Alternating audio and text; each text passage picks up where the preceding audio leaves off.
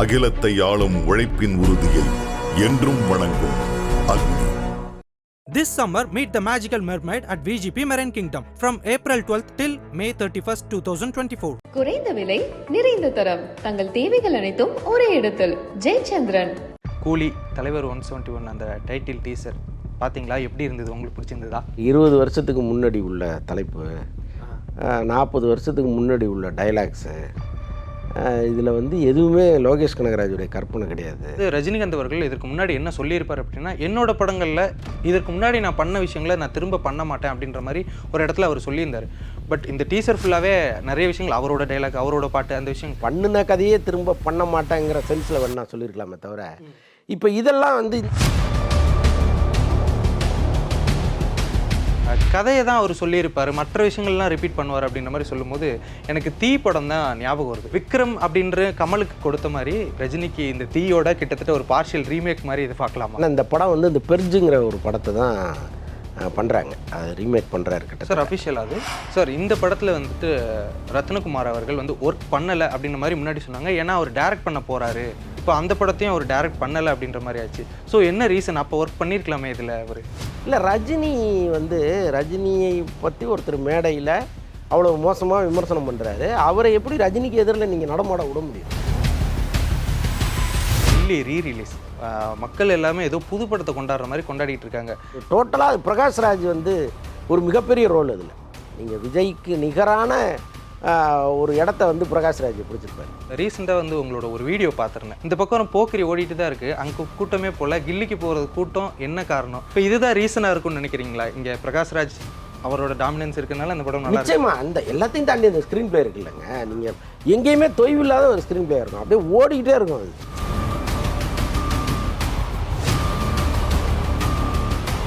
வணக்கம் சார். வணக்கம். எப்படி இருக்கீங்க சார்? நல்லா இருக்கேன். ஓகே. கூலி தலைவர் 171 அந்த டைட்டில் டீசர் பார்த்தீங்களா? எப்படி இருந்தது? உங்களுக்கு பிடிச்சிருந்ததா? பார்த்தேன். ரஜினி ரசிகர்களுக்கு ரொம்ப பிடிக்கும். நமக்கு அதில் நிறைய விமர்சனங்கள் இருந்தால் கூட, விமர்சனங்கள்னால் பெரிய விமர்சனம்லாம் இல்லை.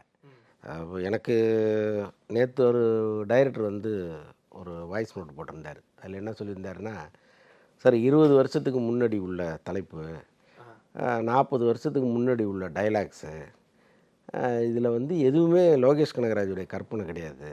இந்த ஃபைட்டு கூட அன்பறிவனுடைய டோட்டல் முயற்சி. அப்போ எல்லாத்தையும் இரவல் வாங்கி ஒருத்தர் இவ்வளோ பெரிய இடத்துல இருக்காருன்னா, நாங்களே சிந்தித்து உழைச்சி ஒரு படத்தை எடுத்திருக்கோம், அதை வாங்கிறதுக்கு ஆள் இல்லையா சார் அப்படின்னு சொல்லி ஒன்று போட்டிருந்தார். பட் அதில் இருக்கிற உண்மை கொஞ்சம் கசக்க தானே செய்யும். எனக்கு என்ன தோணுச்சு அப்படின்னா, லோகேஷ் கனகராஜ் மாதிரியான ஒரு திறமை வாய்ந்த ஒரு இயக்குனர். ஏன்னா இவ்வளோ பெரிய இடத்துக்கெல்லாம் சும்மா ஒருத்தர் வந்துட முடியாது. இன்றைக்கி இளைஞர்கள் மத்தியில் நம்பர் 1 இடத்துல அவர் இருக்கார். அவர் சொந்தமாக சிந்தித்து சில டைலாக்குகளை எழுதி சொந்தமாக அதுக்குள்ளே சரக்குகளை இறக்கியிருந்தாருன்னா நிஜமாகவே இன்னும் கைத்தட்டி கொண்டாடி இருக்கலாம். அதுக்காக இப்போ கைத்தட்டலன்னு இல்லை, அந்த டீசரை பார்க்கும்பொழுது அவ்வளவு நல்லா இருந்துச்சு. அதில் நமக்கு மாற்றுக்கிறதே இல்லை, நல்லா இருக்குது. ரஜினி ரசிகர்கள் ரொம்ப கொண்டாடிட்டு இருக்காங்க. அது அந்த கான்செப்ட் பிளாக் அண்ட் ஒயிட்டில் அவங்க கொடுத்தது, எதை முன்னிறுத்தணுமோ அதை கரெக்டாக அந்த கோல்டு கலரை முன்னிறுத்தி, ஒரு துளி ரத்தத்தை முன்னிறுத்தி, ஸோ அந்த மாதிரி சில விஷயங்கள்லாம் ரொம்ப மைனூட்டாக பண்ணியிருக்கிறார். இன்னொன்று இந்த படத்தினுடைய அறிவிப்பு வந்துச்சு இல்லையா, தலைவர் 171 அறிவித்தாங்க பாருங்கள். அப்போ அன்பறிவு பேரை லோகேஷ் கனகராஜ் பேர் பெருசுக்கு எழுதியிருந்தாங்க. அப்போது பலருக்கும் அது வியப்பாக இருந்துச்சு. என்னடா அது அன்பறிவு பேரை இவ்வளோ பெருசாக போட்டிருக்காங்களே, ஒரு ஸ்டண்ட் இயக்குனர் பேரை இவ்வளோ பெருசாக போடணுமா அப்படின்லாம். ஆனால் அதனுடைய ஒர்த்து என்னங்கிறத இப்போ இதில் நம்ம பார்த்தோம். ஏன்னா அந்த ஸ்டன் கோரியோகிராஃபுங்கிறது ரஜினியினுடைய வயதையும் கருத்தில் கொண்டு நம்ம பார்க்கணும். பட் அந்த வயதே மறைந்து போகிற அளவுக்கு ஒரு ஃபைட்டு இதில் பண்ணியிருக்காரு. ரொம்ப நல்லா இருந்துச்சு அதெல்லாம். சார், இப்போ இந்த விஷயம் நீங்கள் சொன்னோன்னே எனக்கு என்ன தோணுது அப்படின்னா, ரஜினி அவர்களை இப்போ ரீசெண்ட் டேஸில் நல்லா கையாண்டது அப்படின்னா நெல்சன் அவர்கள். அழகாக கூலிங் கிளாஸ் போடுறது, அந்த மாதிரி மாசா திரும்புறதை வச்சு ஜெயிலர் படமே அப்படி தான் இருக்கும், அதை வச்சு நல்லாவே ஹேண்டில் பண்ணியிருந்தார். இப்போ இது முழுக்க ஆக்ஷன் அப்படிங்கும் போது நிறைய இடத்துல நீங்கள் டூப் யூஸ் பண்ண வேண்டியதாக இருக்கும். எப்படி கையாள போகிறாருன்னு நீங்கள் நினைக்கிறீங்க? ரஜினி டூப்பை யூஸ் பண்ணி ரொம்ப காலம் ஆச்சுங்க. டூப்பை யூஸ் பண்ணிட்டு தான் இருக்காரு சமீப கால படங்கள்லாம். பட் லோகேஷ் கனகராஜ் அப்படிங்கும்போது நிறைய யூஸ் பண்ண வேண்டியது பண்ணி தான் ஆகணும், வேறு வழி இல்லை. ஏன்னா எல்லாத்தையும் தாண்டி அவருடைய வயசு ஒன்று இருக்கு இல்லையா. இப்போது 2.0 படம் எடுத்துக்கிட்டு இருந்தாங்க. அப்போது ஒரு கட்டத்தில் ரஜினி சங்கரை கூப்பிட்டு, சார் இதில் எவ்வளோ செலவாயிருக்குன்னு சொல்லுங்கள், நான் கொடுத்துட்றேன், என்னை விட்டுருங்க அப்படின்னு சொல்கிற அளவுக்கு வந்துட்டார். எல்லாருக்குமே பெரிய அதிர்ச்சி, என்னடா ரஜினி சார் இப்படி சொல்கிறாரு அப்படின்ட்டு. என்ன காரணம்னா, அவர் வயசுக்கு அவர் ரோப்பில் கட்டி தொங்க விட முடியுமா நீங்கள்? ஆனால் சங்கர் தொங்க விட்டார். வேறு வழி இல்லை, நீங்கள் அப்படி தான் எடுத்தாகணும்ட்டு தொங்க விட்டு அவரால் முடியல. ஒரு கட்டத்தில் நான் படத்துலேருந்து வெளியேறிடுறேன், எவ்வளோ செலவாச்சா நான் கொடுத்துட்றேன் அப்படின்னு சொல்லிட்டார். அதுக்கப்புறம் தான் சங்கர் உட்காந்து கதையே அக்ஷய்குமார் மேலே ஏற்றினார். ஆக்சுவலாக அவங்க யோசித்து வச்சுருந்த கதையே வேறு, முழுக்க முழுக்க ரஜினி தான் அங்கே டாப்பில் நிற்பார். அதுக்கப்புறம் ரஜினிகிட்டேருந்து இந்த ஒரு பாதி சுமையை தூக்கி அக்ஷய்குமார் மேலே வச்சு தான் கதை அப்படியே போய் ட்ராவல் ஆகி போச்சு. ஸோ அதனால் அவருடைய உடல்நிலைங்கிறது ரொம்ப முக்கியம். இன்னும் வந்து ரஜினிக்கு ஒரு 10 படம் பண்ணுங்கிற ஆர்வம் இருக்குது. அந்த இன்றைக்கி உடல்நிலை தளர்ந்துருந்தால் கூட ஸ்க்ரீனில் தெரியல. ஸோ அப்படி தான் இருக்கார். நான் இந்த காலையில் கூட ஒரு இன்டர்வியூவில் சொல்லியிருந்தேன், கிருஷ்ணான்னு ஒரு நடிகர் வந்து ஆந்திராவில் இருந்தார், தெலுங்கில். அவர் வந்து அவரெல்லாம் கையவே தூக்க முடியாத சூழ்நிலையிலலாம் ஃபைட்டு பண்ணுவாங்க. அப்போ என்ன பண்ணுவார், இப்படி கஷ்டப்பட்டு கையை தூக்குவார், ஒரு 20 பேர் வந்து அந்த கையை தொட்டுட்டு திருப்பி போய் விழுவானுங்க. ஸோ அந்த மாதிரிலாம் காமெடிகள் நடந்துச்சு. அந்த அளவுக்கெல்லாம் இன்றைக்கி ரஜினி போகலை. அவர் வந்து பார்க்கும்போது ஸ்க்ரீனில் அவ்வளவு ஸ்ட்ரென்த்தாக இருக்க மாதிரி தான் நமக்கு தோணுது. ஸோ அப்படி இருக்கும் பொழுது அதை டேமேஜ் ஆக்காமல் வச்சு படத்தை எடுத்துடணும். அந்த சவால் வந்து நிச்சயமாக இருக்குது. எப்படி நெல்சனுக்கு இருந்துச்சோ அதே சவால் லோகேஷுக்கும் இருக்குது. இப்போ அந்த படத்தில் ஜெயிலரை பொறுத்தளவுக்கு ரஜினி வந்து பாஞ்சு அப்படிலாம் ஃபைட்லாம் பண்ண மாட்டார். அப்படியே இந்த கூலிங் கிளாஸை கழட்டி ஒரு காட்டுவார், இந்த இடத்துல சுடுங்கடான்ட்டு. புரியுதா உங்களுக்கு? கூலிப்படையினர் வந்து அந்த வேலையை செஞ்சுருவாங்க. ஸோ அப்படி நகர்த்தி கொண்டு போனார். பட் இது வந்து நிச்சயமாக டூப்பெல்லாம் யூஸ் பண்ணி தான் போவாங்க. ஓகே. பொதுவாக வந்து ரஜினிகாந்த் அவர்கள் இதற்கு முன்னாடி என்ன சொல்லியிருப்பார் அப்படின்னா, என்னோட படங்களில் இதற்கு முன்னாடி நான் பண்ண விஷயங்களை நான் திரும்ப பண்ண மாட்டேன் அப்படின்ற மாதிரி ஒரு இடத்துல அவர் சொல்லியிருந்தார். பட் இந்த டீசர் ஃபுல்லாகவே நிறைய விஷயங்கள், அவரோட டைலாக், அவரோட பாட்டு, அந்த விஷயங்கள் இது முரண்பாடாக இருந்திருக்காதா? ஏன்னா லோகேஷ் கனகராஜ் அவர்கள் அந்த ரெட்ரோ ஸ்டைலாக பழைய இதுலேருந்து எடுத்து வைப்பார். இது முரண்பட்டிருக்காதா ஷூட் டைம்லலாம்? இல்லை, அப்படி இதை எடுத்துக்கிட்டாரான்னு தெரில. ஏன்னா பண்ணின கதையே திரும்ப பண்ண மாட்டேங்கிற சென்ஸில் வேணா சொல்லியிருக்கலாமே தவிர, இப்போ இதெல்லாம் வந்து இந்த காலத்து இளைஞர்களுக்கு புதுசாக தானே இருக்குது. இப்போ நீங்கள் ஏஎம் ரத்னத்தை பேட்டி எடுத்தீங்க, அதை நான் பார்த்தேன். அதில் அவர் என்ன சொல்கிறாருன்னா, இப்போ உள்ள இளைஞர்கள் வந்து கில்லி படத்தை பார்க்கல, இப்போ அவங்களுக்கு அது புதுசாக இருக்கும்னு நினச்சி தான் நான் ரிலீஸ் பண்ணேன் அப்படின்னு சொல்கிறாருல்ல. அந்த மாதிரி தான் இது. இப்போ சம்போ சிவசம்போ பாட்டிலேருந்து அந்த வரிகள்லாம் தூக்கி போடும்பொழுது நினைத்தாலே இன்றைக்கி வந்து எத்தனை வருஷம் ஆச்சு. அன்றைக்கி வந்து இன்றைக்கி அப்பா தாத்தாவாக இருக்கிறவங்களாம் இன்றைக்கி சின்ன பசங்களாக இருந்த காலம் அது இல்லையா? அவங்க வந்து ரசித்ததை இப்போ அடுத்த தலைமுறை ரசிக்கிறதுக்காக கொண்டு வராங்க. அதே மாதிரி தங்க மகன் படத்தினுடைய அந்த வரிகள் எல்லாமே அதெல்லாம் ரொம்ப ஒரு மாதிரி அர்த்தபூர்வமான வரிகள். இப்போ அதை அந்த வந்து ரொம்ப தத்துவார்த்தமான வரிகள்லாம் இதில் வருது. ஸோ அதெல்லாம் ரொம்ப ஈர்ப்பாக தான் இருக்குது, பார்க்கும்போது நல்லா தான் இருக்குது. ஓகே. ரொம்ப வருஷத்துக்கு அப்புறம் நெகட்டிவ் ரோல் அப்படின்னு நம்ம எடுத்துக்கலாமா?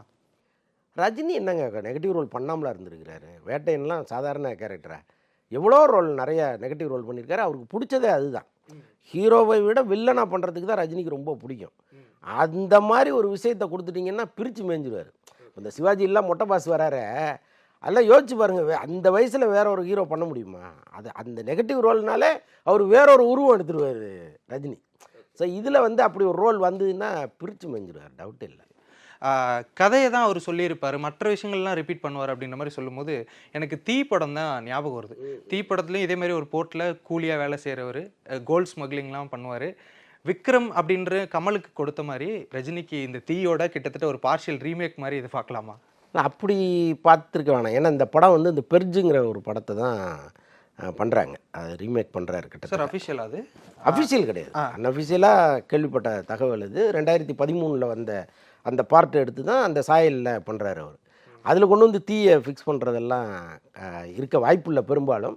ஆனால் அதை லோக்கலைஸ் பண்ணும் பொழுது நமக்கு ஏற்ற மாதிரி அதை கொஞ்சம் பண்ணுவார். சார் இந்த படத்தில் வந்துட்டு ரத்னகுமார் அவர்கள் வந்து ஒர்க் பண்ணலை அப்படின்ற மாதிரி முன்னாடி சொன்னாங்க. ஏன்னா அவர் டைரக்ட் பண்ண போகிறாரு லாரன்ஸ் அவர்களை வச்சு அப்படின்னு சொன்னாங்க. இப்போ அந்த படத்தையும் அவர் டைரக்ட் பண்ணலை அப்படின்ற மாதிரி ஆச்சு. ஸோ என்ன ரீசன்? அப்போ ஒர்க் பண்ணியிருக்கலாமே இதில் அவர்? இல்லை, ரஜினியை பற்றி ஒருத்தர் மேடையில் அவ்வளோ மோசமாக விமர்சனம் பண்ணுறாரு. அவரை எப்படி ரஜினிக்கு எதிரில் நீங்கள் நடமாட விட முடியும்? அது ஒரு பெரிய உறுத்தலாக மாறிடும். இப்போ பொதுவாக இப்போ தமிழ் சினிமாவில் இருக்கிற பல ஹீரோக்கள் வந்து ஃப்ரிட்ஜில் வச்ச ஆப்பிள் தான். லேசாக அவங்கள முகம் சுளிக்கிற அளவுக்கு நீங்கள் பண்ணீங்கனாலே டென்ஷன் ஆயிடுவாங்க. ஸோ அதெல்லாம் இருக்குது. ஒரு பெரிய நடிகர், இன்றைக்கி டாப்பில் இருக்கிற ஒரு பெரிய நடிகர், நான் பேர் சொல்ல விரும்பலை, அவர் ஒரு நாள் படப்பிடிப்புக்கு வரும்பொழுது படப்பிடிப்பில் இருக்கிற டைரக்டர் வந்து வாசலில் நிற்கிறாரு, டெக்னீஷியன்ஸ் வந்து நிற்கிறாங்க, எல்லாரும் வந்து சார் வாங்க சார்னு வணக்கம் வச்சு அப்படியே கூப்பிட்டு போகிறாங்க. அப்படி காரை விட்டு இறங்கினவர் டக்குன்னு திருப்பி கதவை சாத்திட்டு காருக்குள்ளே உட்காந்துட்டார். கிட்டத்தட்ட 3/4 மணி நேரம் கார் கதவை திறக்கவே இல்லை. டைரக்டர் வெளியிலே நிற்கிறாரு, மற்றவங்களாம் வெளியில் நிற்கிறாங்க. அவர் ஏன் காரை திறந்துட்டு திரும்ப உள்ளே உட்காந்தாருன்னு தெரியல. அப்படியே உட்காந்தே இருக்காங்க. ரொம்ப நேரம் ஆச்சு, கிளம்பி போயிட்டார். அவர் கார் எடுத்துகிட்டு போயிட்டார். இப்போ என்ன காரணம், ஏன் கோச்சிட்டு போகிறாருன்னு யாருக்குமே தெரியல.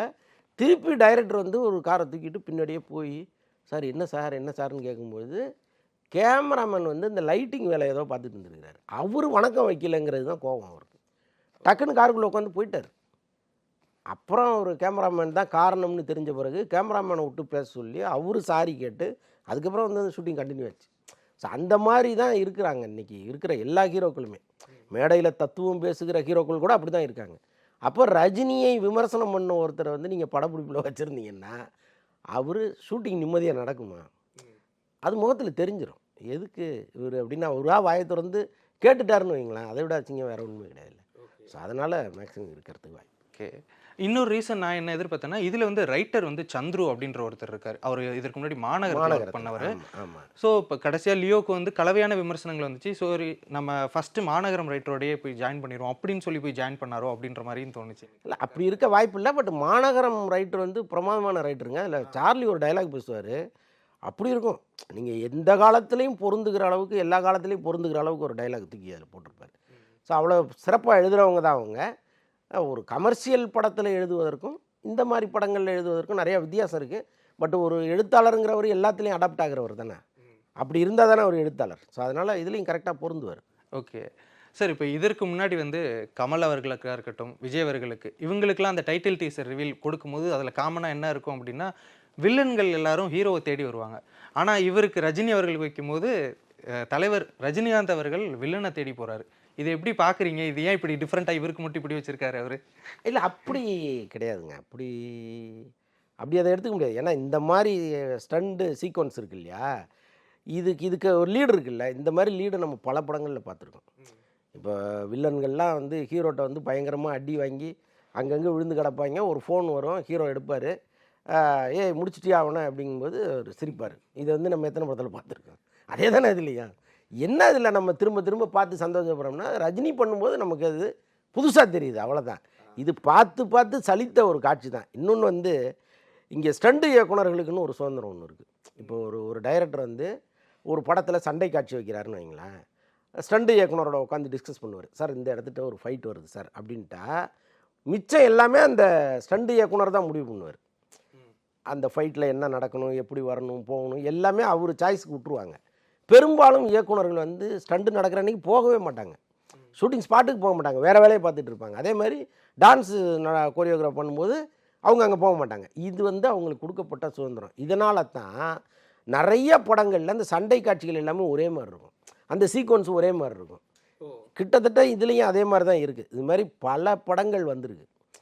அதில் வந்து நம்ம பெரிய ஆச்சரியப்படுறது என்னென்னா, ரஜினி ஃபைட் பண்ணுறது, ரஜினி அந்த டைலாக்கை சொல்கிறது, ரஜினி அந்த நக்கலாக சிரிக்கிறது, இதே மாதிரி தானே ஜெயிலரில் இன்ட்ரோல் பிளாக்கே இந்த மாதிரி தான் வரும். கிட்டத்தட்ட இதே மாதிரி தான் இருக்கும். அதுதான் சொல்கிறேன், அந்த ரிப்பிட்டேஷன் இருந்தால் கூட நம்ம ரஜினி ரசிக்க முடியுது, அவ்வளோதான். ஓகே சரி. ஆனால் இவ்வளோ நாளுக்கு அப்புறம் லோகேஷ் கனகராஜ் ஒரு விஷயத்தில் மாறி இருக்காருன்னா, ட்ரக்ஸ் இல்லாமல் இருக்குமோ அப்படின்ற மாதிரி இருக்குது, கோல்டுன்னு மாற்றிருக்காரு. இதை நீங்கள் எப்படி பார்க்குறீங்க நீங்கள்? இல்லை அதுக்கு முக்கியமான காரணம் விமர்சகர்கள் தான். ஏன்னா லோகேஷ் கனகராஜை ஃபயர் பண்ணாத விமர்சகர்களே இல்லை. இன்றைக்கி ஏன் வந்து நீங்கள் இளைஞர்கள் மத்தியில் அதை காமிச்சிக்கிட்டு இருக்கீங்க? இன்னொன்று வந்து ட்ரக்குங்கிறது நமக்கு தெரிஞ்சு கஞ்சா அப்படின்னு அதை தாண்டி ஒன்றும் பெருசாக நமக்கு தெரிய போகிறதில்ல. ஆனால் அதில் இருக்கிற பல நுணுக்கங்களை சொல்லி, அதை எப்படி தயாரிக்கிறாங்கன்னெலாம் சொல்லி, அதோடைய மூலப்பொருள் என்னங்கிறதெல்லாம் சொல்லி விளக்கமாக ஒரு படம் எடுக்கணுமான்னு பல பேர் கேட்டாங்க. அதனால் ஒரு வேளை வெளியில் வந்திருக்கலாம். ஆனால் இப்போ நான் யோசித்து பார்க்குறேன், ஏன்னா இன்றைக்கி 2000 கோடி போதைப் பொருளை கடத்தினவரும் ஒருத்தர் தமிழ்நாட்டை சேர்ந்தவர்னு சொல்லும் பொழுது நமக்கு அப்போ நம்ம சுற்றி தான் நடந்திருக்கா இவ்வளவும், நம்ம தான் எங்கேயோ லோகேஷ் கனகராஜ் வந்து இல்லாத ஒரு விஷயத்தை கொண்டு வந்தாருன்னு நினச்சோமோ அப்படின்னு தோணுச்சு. ஆனால் இப்போ அப்படி தோணலை, இருக்கிறது தான் அந்த ஆள் எடுத்திருக்காரு, அப்போ சரிதானே அப்படின்னு தான் நமக்கு தோணுது. பட் என்ன இருந்தாலும் திரையில் வந்து அந்த போதையை காமிக்கும்போது ஏற்கனவே அந்த போதை பழக்கத்துக்கு ஆட்பட்டிருந்த ஒருத்தனுக்கு இன்னும் கொஞ்சம் ஜாஸ்தி வரும். அது ஒரு தூண்டுதல் வரும். இப்போ அவனே வந்து வேணாம் இதுலேருந்து நம்ம விலகிடணும்னு நினைக்கும் பொழுது, நீங்கள் ஒரு சரக்கு பாட்டிலையோ அல்லது மற்றதையோ காமிக்கும் பொழுது சாயங்காலம் போகும்போது ஒரு இருக்கிட்டு போகலாமான்னு தோணும். அதை ஏன் உருவாக்குறீங்கிறது தான். Okay sir. இப்போ இது தலைவர் 171. சரி, இந்த டீட்டெயிலிங் அங்கே படத்துக்குள்ளே வச்சுருக்காங்க, அந்த டீசருக்குள்ளே வருது அப்படின்னா 172, 173லாம் அங்கங்கே வந்து போகுது. இப்போ இது அடுத்தடுத்த பார்ட்டி இவர் எடுக்க போகிறாருங்கிறதுக்கான அந்த இதை காட்டுறாரு அவர் லோகேஷ்? இல்லைங்க, சினிமாவில் எதுவுமே உத்தரவாதம் கிடையாதுங்க. இப்போ அவர் சொன்னார், நான் 10 படத்தோட என்னுடைய இதை முடிச்சுக்க போகிறேன் நான் அதுக்கப்புறம் படம் பண்ண போகிறதில்ல லோகேஷ் கனகராஜ் சொன்னார். நான் கூட பல இடங்களில் சொன்னேன், அதை முடிவு பண்ண வேண்டியது சினிமா தாங்க, நீங்கள் கிடையாது. இப்போ 4வது படம் பண்ணுறீங்கன்னு வச்சுக்கிங்க, 4வது படமே பெரிய ஃப்ளாப் ஆகிடுச்சுன்னா அதுக்கப்புறம் உங்களை கூப்பிட ஆள் இருக்காது. மிச்சம் 6 படத்தை நீங்கள் என்ன பண்ணுவீங்க? அவங்க கூப்பிட்டாங்க நீங்கள் போய் பண்ண முடியும்.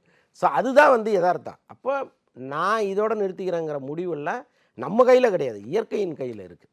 இப்போ ரஜினியே வந்து நான் சினிமாவை விட்டு விலக போகிறேன், நான் சாமியாராக போகிறேன்னு சொல்லி போன காலமெல்லாம் உண்டு. ஆனால் இன்றைக்கி எத்தனாவது படத்தில் நடிச்சிட்டு இருக்கிறாரு? 171 வந்துட்டார்ல. அப்போது வயசாகி போச்சு ரஜினிக்கு, இனிமையாக அவர் கஷ்டப்படுறாரு. அவரையும் அவங்க குடும்பம் கஷ்டப்படுது, ஏதோ அவங்க பணம் கேட்டு அவர் நெருக்கடி கொடுக்கறதுனால தான் அவர் நடிக்கிறாரு, இப்படிலாம் வெளியில் இவ்வளோ பேச்சு இருக்குல்ல. ஆனால் அவர் ஓடிக்கிட்டே இருக்கார். இப்போ இந்த படத்தை முடிச்சுட்டு இன்னும் 2 படம் கமிட் பண்ணி வச்சுருக்காரு. இதுக்கப்புறம் ஒரு படம், அதுக்கப்புறம் ஐஸ்வரி கணேஷ் படம் ஒன்று கமிட் பண்ணி வச்சுருக்காரு. ஸோ அப்போது ஓடிக்கிட்டே இருக்கார் ஒரு மனுஷன். இவர் தான் ஒரு காலத்தில் முடிவு எடுக்கிறாரு, நான் சினிமாவை விட்டு வெளில போகிறேன்னு. அப்போது ஒருத்தரை வேணான்னு சொல்கிறதுக்கும் வேணும்னு சொல்கிறதுக்கும் சினிமா தான் முடிவு பண்ணணும். அதனால் சொல்கிறேன் நான். ஓகே சார், இப்போ ரீசெண்ட் டேஸில் இந்த கில்லி ரீரிலீஸ் மக்கள் எல்லாமே ஏதோ புது படத்தை கொண்டாடுற மாதிரி கொண்டாடிட்டு இருக்காங்க. நீங்கள் அதை பார்க்கும்போது உங்களுக்கு எப்படி இருக்குது? அந்த கில்லியினுடைய விறுவிறுப்பு இருக்குல்ல, அது எல்லா காலத்துலையும் செல்லுபடியாகிற ஒரு விறுவிறுப்பு. இப்போ அந்த சீக்வன்ஸ் வந்து அதுக்கப்புறம் பல படங்களில் வந்திருக்கலாம். வில்லன் வந்து ஒரு ஹீரோயினை கடத்திட்டு போகிறது, ஒரு ஹீரோ வந்து காப்பாற்றுறது, இதெல்லாம் எம்ஜிஆர் காலத்திலே நம்ம பார்த்துட்டே இருக்கோம். ஆனால் இந்த படத்தில் கொஞ்சம் வித்தியாசமாக இருக்கும். அது அது அது டோட்டலாக பிரகாஷ்ராஜ் வந்து ஒரு மிகப்பெரிய ரோல் அதில். நீங்கள் விஜய்க்கு நிகரான ஒரு இடத்த வந்து பிரகாஷ்ராஜ் பிடிச்சிருப்பார். இந்த படத்தின் போதே நடந்த சம்பவம் ஒன்று என்னென்னா, படத்தை பார்த்துட்டு, அதாவது ரஃபாக படத்தை பார்த்துட்டு விஜய் வந்து தரணியை கூப்பிட்டு கேட்குறாராம், இந்த மாதிரி என்னை விட அவருக்கு படத்தில் ரொம்ப இம்பார்ட்டன்ஸ் இருக்குது, அதை ஏதாவது குறைக்க முடியுமா அப்படின்னு கேட்கும்பொழுது, அப்போது தரணி வந்து அவரை கன்வின்ஸ் பண்ணியிருக்காரு. இல்லை சார், வில்லன் வந்து இவ்வளோ பவராக இருந்தால் தான் நீங்கள் அடிக்கும்போது அது சரியாக இருக்கும், இல்லைனா படமே வந்து தோல்வி அடைகிறதுக்கெல்லாம் பெரிய வாய்ப்புகள் இருக்குது, அதனால் வேணாம் சார்ன்னு சொல்லி அவர் எடுத்து சொல்லி அதுக்கப்புறம் தான் முழுசாக அந்த கேரக்டர் வந்துச்சு. ஸோ அதனால் இந்த படத்தினுடைய வெற்றிக்கு ஒரு பாதி விஜய் காரணமாக இருந்தால், இன்னொரு பாதி பிரகாஷ்ராஜ். ஓகே, நீங்கள் சொல்லும்போது எனக்கு என்ன தோணுதுன்னா, இப்போ ரீசெண்டாக வந்து உங்களோட ஒரு வீடியோ பார்த்துருந்தேன். அந்த வீடியோவில் சொல்லியிருந்தீங்க, இந்த பக்கம் போக்கிரி ஓடிட்டு தான் இருக்குது, அங்கே கூட்டமே போல், கில்லிக்கு போகிறது கூட்டம் என்ன காரணம், விஜயா இல்லை வேறு எதுமா அப்படின்ற மாதிரி சொல்கிறீங்க. இப்போ இதுதான் ரீசனாக இருக்கும்னு நினைக்கிறீங்களா? இங்கே பிரகாஷ்ராஜ் அவரோட டாமினன்ஸ் இருக்கனால அந்த படம் நல்லா நிச்சயமா அந்த எல்லாத்தையும் தாண்டி அந்த ஸ்க்ரீன் பிளே இருக்கு இல்லைங்க. நீங்கள் எங்கேயுமே தொய்வில்லாத ஒரு ஸ்க்ரீன் பிளே இருக்கும், அப்படியே ஓடிக்கிட்டே இருக்கும். அது நீங்கள் இப்போ வாட்சை பார்த்தா கூட ஐயோ அதுக்குள்ளே என்னவாது ஆயிருமோங்கிற அளவுக்கு அப்படி வந்து அந்த படம் ஓடிக்கிட்டு இருக்கும். அந்த வேகம் வந்து போக்கிரியில் இருக்கான்னா இல்லை. ஸோ அதுதான் காரணம். ஓகே சார், இப்போ இந்த கில்லி டைமுக்கு அடுத்தது தான் சண்டைக்கோழி அப்படின்ற ஒரு படம் வந்துச்சு. அந்த படத்தை வந்து இவர் வேணான்னு சொன்னார். கிட்டத்தட்ட கில்லியோட லைட்டான ஒரு உல்டா வெர்ஷனாக தான் சண்டைக்கோழி இருக்கும். அதனால தான் அவர் சண்டைக்கோழியை ரிஜெக்ட் பண்ணாரா? இருக்கலாம். இப்போது ஒரு கதையை கேட்கும் போதே அவங்களுக்கு தெரியும் இந்த ரிசம்பிளன்ஸ் வந்துடுது அப்படிங்கிறது தெரியும். அதனால் வந்து எதுக்கு அடுத்தடுத்து ஒரு படம் பண்ணும்பொழுது அந்த சாயல் வேண்டாமேன்னு நினச்சிருக்கலாம். பட் சண்டைக்கோழி விஜய் பண்ணியிருந்தாருன்னா இன்னும் பிரமாதமாக இருந்திருக்கும் அது. ஆமாம். ஆனால் இப்போ விஜய் மாதிரி பெரிய ஹீரோக்கள் வந்து அந்த ஸ்பேஸை வந்து இன்னொருத்தரோட பகிர்ந்துக்கிறதுல ஒரு சிக்கல் இருக்குது. இன்னொன்று அவருடைய ரசிகர்கள் அதை ஏற்றுக்க மாட்டாங்க. இன்னொன்று படத்தில் யார் ஹீரோங்கிற கேள்வியெல்லாம் வந்துடக்கூடாது. சண்டைக்கோழியை பொறுத்தளவுக்கு ராஜகிரனுக்கு மிகப்பெரிய ரோல் இருந்தது. எப்படி விஷால் வந்து படத்தில் ஹீரோவோ அதை விட பெரிய இடத்துல ராஜகிரன் இருந்தார் அந்த படத்தில். அதனால் ஒருவேளை அது கூட அவருக்கு ஒரு நெருடலாக இருந்திருக்கலாம். ஓகே சார், இப்போ இந்த கில்லி ரீரிலீஸில் எவ்வளோ வசூல் அடைஞ்சிருக்கும் உங்களுக்கு ஒரு செய்தி வந்திருக்கும்ல? இல்லை, ஆளாளுக்கு ஒன்று சொல்கிறாங்க, 10 கோடிங்கிறாங்க, 4 கோடிங்கிறாங்க, 6 கோடிங்கிறாங்க. அவர் ரத்ன சாருக்கு தான் தெரியும். பட் என்ன இருந்தாலும் அவருக்கு இன்றைக்கி வந்து இந்த வெயிலில் வந்து ஒரு பெரிய அடைமழை தான் அது. இன்றைக்கி அவர் இருக்கிற ஒரு சின்ன பொருளாதார நெருக்கடியில் இந்த பணம் வந்து அவருக்கு ஒரு மிகப்பெரிய வசூல் மழையாக தான் கொட்டுது. கரெக்டாக ஜட்ஜ் பண்ணார் பாருங்க. இந்த படத்தை இந்த நேரத்தில் ரிலீஸ் பண்ணால் நாம் ஒரு ஜாக்பாட்டை அடிக்கலான்னு பிளான் பண்ணார் பாருங்க. இது ஏன் போன வருஷம் செய்யலை அவர்? கரெக்டாக அடித்தார் பாருங்க டைம் பார்த்து. அதுதான் அவருடைய கால்குலேஷன். எப்போவுமே சினிமாவை பொறுத்தளவுக்கு அவருடைய அனுபவங்கிறது ரொம்ப வேறு. அவர் ரொம்ப கரெக்டாக ஜட்ஜ் பண்ணுறவர். நடுவில் சின்ன சின்ன குழப்பங்களால் அவர் வந்து கொஞ்சம் சினிமாவில் ரொம்ப சகஜம்னு வைங்களேன். ஆனால் விழுந்த வேகத்துக்கு எழுந்திருக்கிற அந்த சக்தி இருக்குல்ல, அதுக்கு கால்குலேஷன் ரொம்ப முக்கியம். அது வந்து அவர்கிட்ட நிறையா இருக்குது. இப்போ 7G ரெயின்போ காலனி பார்ட் 2 பண்ணிகிட்டு இருக்கார் போல இருக்குது. அதுக்கு இந்த பணம் பெரிய அளவு கை கொடுக்கும். பட்டு விஜய் வந்து அந்த கில்லி பண்ணாங்க, அதுக்கப்புறம் ஒரு படம் பண்ணாங்க. அதுக்கப்புறம் வந்து அவர் விஜய்கிட்ட தொடர்ந்து டேட்டு கேட்டுக்கிட்டே இருந்தார். விஜய் வந்து என்ன காரணத்தில் இல்லையோ கொடுக்கல. அது பண்ணுறேன்னு சொல்லிகிட்டே இருந்தார், கொடுக்கல. திடீர்னு அஜித் உள்ளே வந்து ஏன்னா விஜய் மீது ஏஎம் ரத்னம் ஒரு அதிருப்தியில் இருக்கார், டேட்டு கொடுக்கலங்கிற வருத்தத்தில் இருக்காருன்னு தெரிஞ்சோடனே நாம் வந்து போவோம் அப்படின்னு டக்குன்னு ஃபோன் பண்ணி நம்ம படம் பண்ணலாம் சார்னு சொல்லிட்டார். அது ஒரு பெரிய இன்ப அதிர்ச்சியாக போயிடுச்சு ஏஎம் ரத்னத்துக்கு. ஏன்னா அவருக்கும் ஒரு பெரிய பேச்சுவார்த்தை இல்லாமல் இருந்துச்சு, ஒரு பெரிய பிரச்சனை 2 பேருக்கும் நடுவில். அஜித்துக்கு வந்து பல விதங்களில் இடையூறாக இருந்தார் ஏஎம் ரத்னம். அப்படி இருந்தவருக்கு அதையெல்லாம் மறந்துட்டு அவரே ஃபோன் பண்ணி கூப்பிட்றதுங்கிறது எவ்வளோ பெரிய ஆச்சரியமாக இருக்கும். நம்ம பண்ணலாம் சாருங்கிறது அந்த மாதிரி நடந்துச்சு அந்த அதிசயம். அதுக்கு ஒரு காரணம் வந்து விஜய் டேட்டு கொடுக்காது. Okay sir. ஆனால் இப்போ ரீரிலீஸ் அப்படிங்கிறது இந்த மாதிரியான ப்ரொடியூசருக்கு ஒரு நல்லதாக இருந்தாலும் நிறைய புதுப்பட தயாரிப்பாளர்களுக்கு அது வந்து ஒரு பிரச்சனையாக இருக்குது அப்படின்ற மாதிரி நிறைய பேர் சொல்லியிருந்தாங்க. எதுக்கு அந்த படத்தையே மறுபடியும் ரிலீஸ் பண்ணுறீங்க, எங்கள் படத்துக்கு தேட்டர் கிடைக்க மாட்டேங்குதுன்னு சொல்கிறாங்க.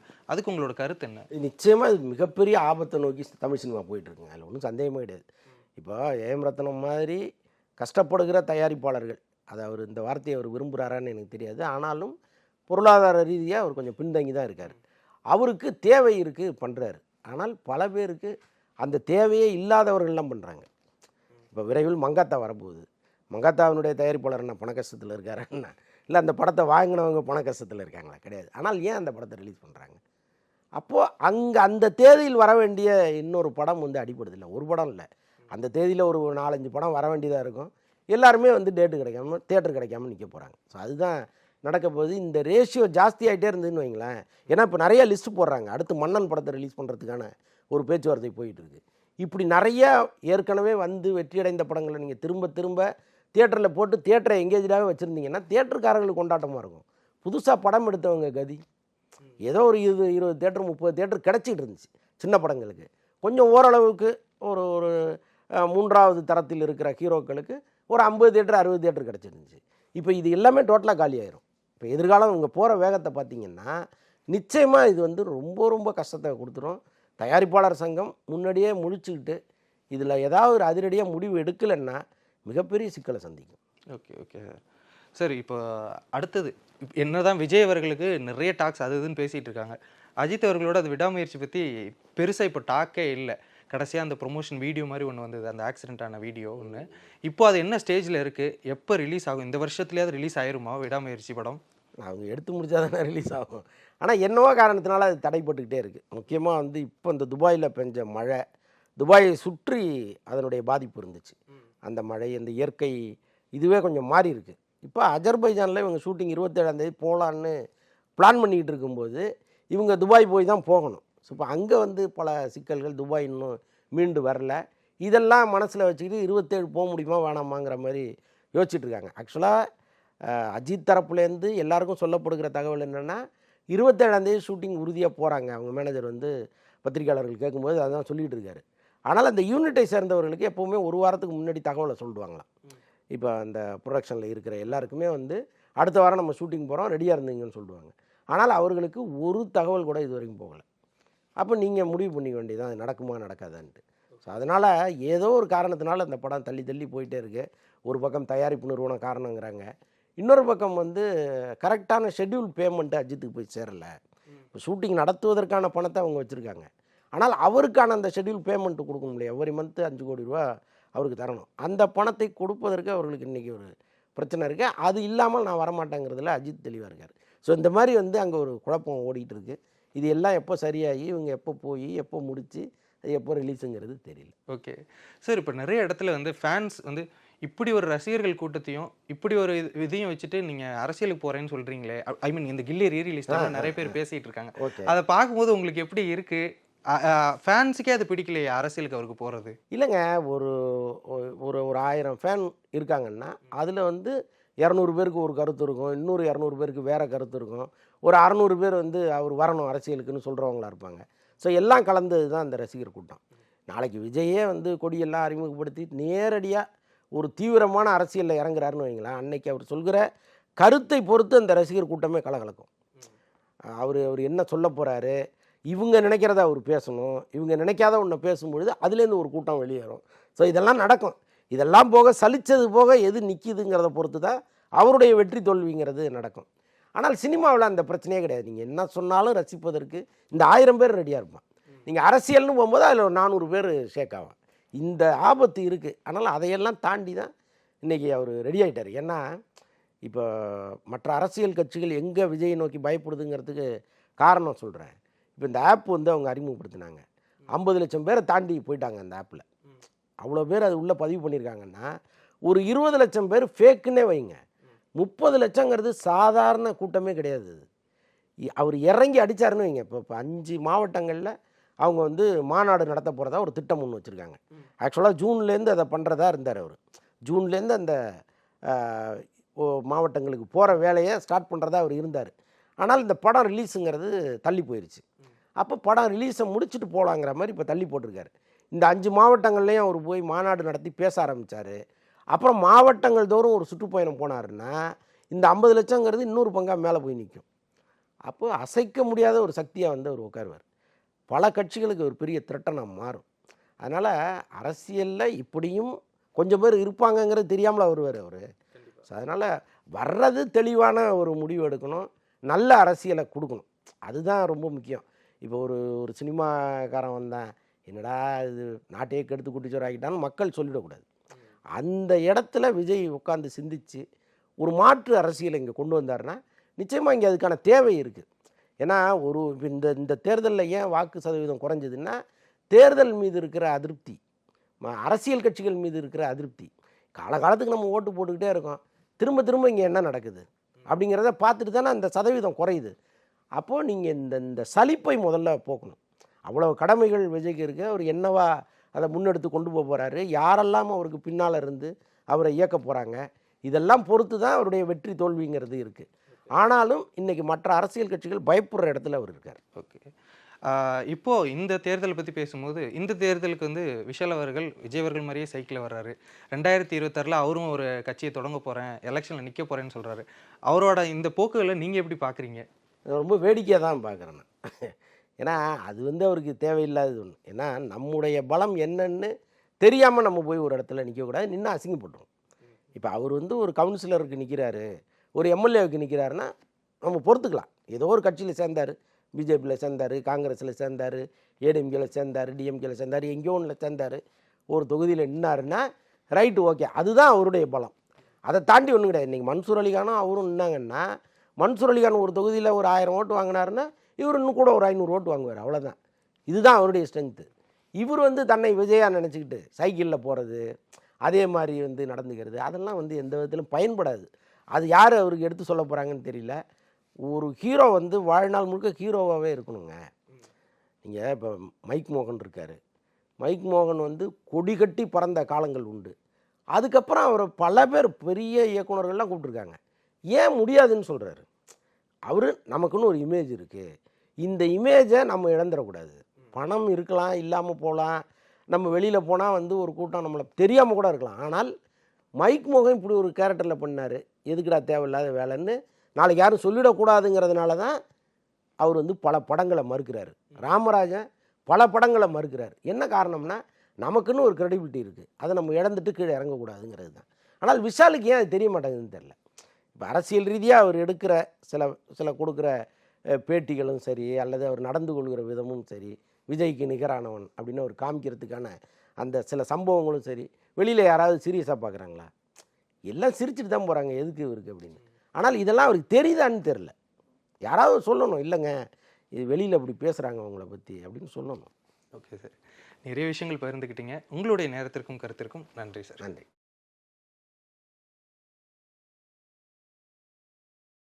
அகிலத்தை ஆளும் உழைப்பின் உறுதியை என்றும் வணங்கும் அக்னி. This summer, meet the magical mermaid at VGP Marine Kingdom from April 12th till May 31st, 2024. குறைந்த விலை, நிறைந்த தரம், தங்கள் தேவைகள் அனைத்தும் ஒரே இடத்தில். ஜெயச்சந்திரன்.